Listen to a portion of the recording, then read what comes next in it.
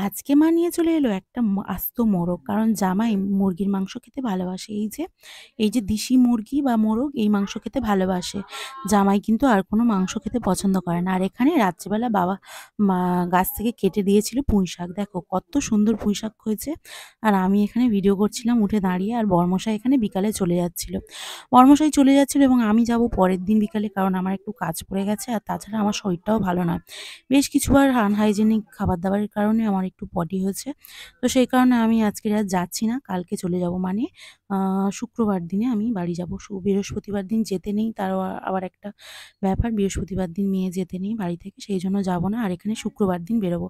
আমার বাবা নিজে হাতে গাছে এখানে পুঁইশাক পুঁতেছিল। দেখো আ কি সুন্দর মোটা, মোটা পুঁইশাক হয়েছে। আমার বাবার নিজের হাতের নিচ থেকে, মানে মাটিতে থেকে গাছটা পুঁতেছিল, সেটাকে ছাদে তুলেছে এবং কত মোটা, মোটা আর কচি, কচি হয়েছে। আর ১ম পুঁইশাক কিন্তু যাচ্ছে জামাইবাড়ি।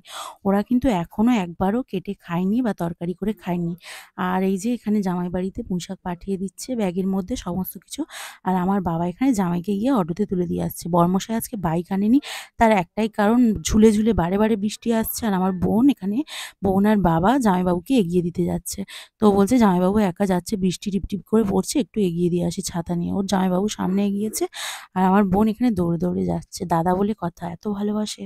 আর আমার বাবা-মা সত্যি এত যত্ন করে আসলে, মানে জামাই আ না এসে থাকতেই পারে না। তো যাই হোক, এখানে বরমশাই চলে গেছিল সন্ধ্যাবেলা, সেটা ছিল সকালবেলা। সকালবেলা আমি স্নান-টান করে এখানে রেডি হয়ে এখানে চলে এসেছি এই যে।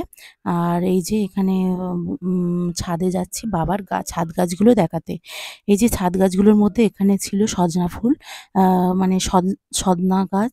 তো এই যে শাকগুলোকে খাওয়া হয়। আর এখানে বাবা বসিয়েছিল চাল কুমড়ো গাছ। চাল কুমড়ো গাছে চাল কুমড়ো ধরেছে, সেটাও খাওয়া হচ্ছে। আর তার সাথে ছিল পুঁইশাক গাছ, আর ছিল কাঁকরোল গাছ। এত সুন্দর কাঁকরোল ধরেছে, দাঁড়াও তোমাদেরকে দেখাচ্ছি। আমার বাবার ছাদ গাছে কিন্তু অনেক কিছুই এখানে বর্তমান। তো যাই হোক, আমার বাবা ছোট্ট করে একটা ছাদ বাগান করে রেখেছে। আমি ফোনটা এখানে রাখার চেষ্টা করছিলাম ভিডিও করব বলে। কিন্তু আমি মানে ব্যর্থ, আমি রাখতে পারলাম না। তো যাই হোক, হাতে করে নিয়েই আমি কতটা ভিডিও করেছি। তো যাই হোক, এখানে এই যে পুঁইশাকটা অ্যাসবেস্টারে, রান্নাঘরের অ্যাসবেস্টারে এত সুন্দরভাবে উঠেছে, যেখানে অনেকটা পুঁইশাক কেটে নিয়েছে বাবা, নিয়ে জামাইকে দিয়েছে। আর আমি এখানে সেটাই বলছিলাম যে ১ম পুঁইশাক জামাই বাড়িতে এরকম দিয়েছে। আর এখানে কাঁকরোল হয়েছিল। কাঁকরোলগুলোকে তোমাদের দেখাবো।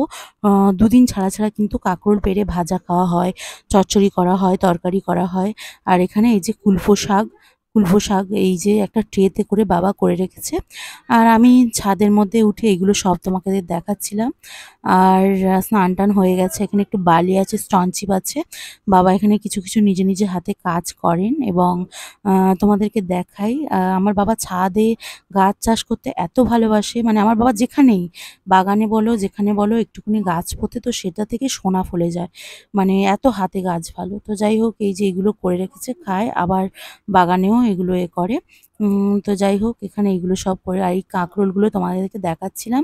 দেখো কত সুন্দর কাঁকরোল হয়েছে। ১ম ২-৩ দিন এরকম আ হয়। তারপরে ২-৩ দিন ৪ দিন পর, পর এক ছাঁচ করে, মানে ১০-১৫টা ২০টা এরকম হয়েই যায়। তুলে বাবা খায়। তো এটা বিক্রি করা বা কিছুর জন্য নয়, শুধু নিজেরা খাওয়ার জন্যই আমার বাবা এরকম করে রেখেছে। আর কুলপো শাকটা তো খাওয়া খুবই ভালো, সেইজন্য বাবা করে রেখেছে।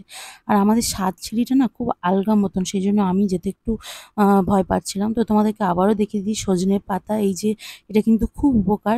সজনা ডাঁটার যে পাতা হয় সেগুলো, এটা কিন্তু ভাজা খায় অনেকে।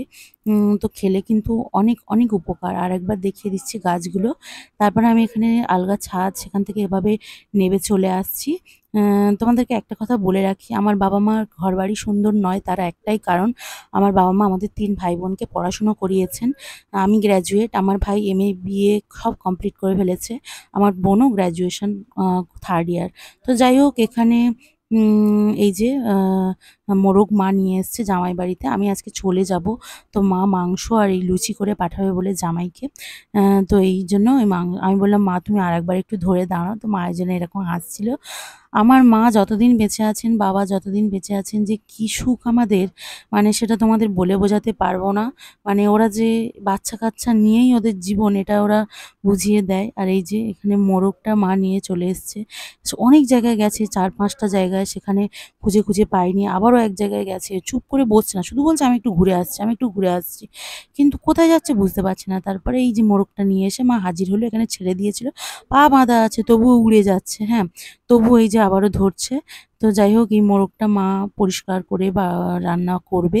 আর আমাকে রাত্রিবেলা আর বাড়ি গিয়ে রান্না করতে হবে না। দেখো মারা থাকলে যে কি শান্তি সেটা দেখো। আমার মায়ের ভাঙা ঘর, কিন্তু সত্যি বলতে আমার মায়ের মনটা এত বড়, মানে আমি জানি না, মায়েরা বোধহয় এরকমই হয়, সব মায়েরা। তো আমি এখানে দেখছিলাম আমার মায়ের কর্মকাণ্ড, আর শুধু দেখে ভাবছিলাম ভাগ্য করে এরকম মা পেয়েছি, বাবা পেয়েছি। আমার বাবা এখানে বসে আছে, আর এখানে মা গরম, গরম ভাত নিয়ে চলে এসছে। আলু সিদ্ধ করেছে, পেঁয়াজ সিদ্ধ করেছে, আর মাছ। তো এই যে আর বেশি কিছু ভিডিও করতে পারিনি। তো আজকের ভিডিওটা এই পর্যন্ত। কেমন লাগলো জানিও। সবাই ভালো থেকো, টাটা।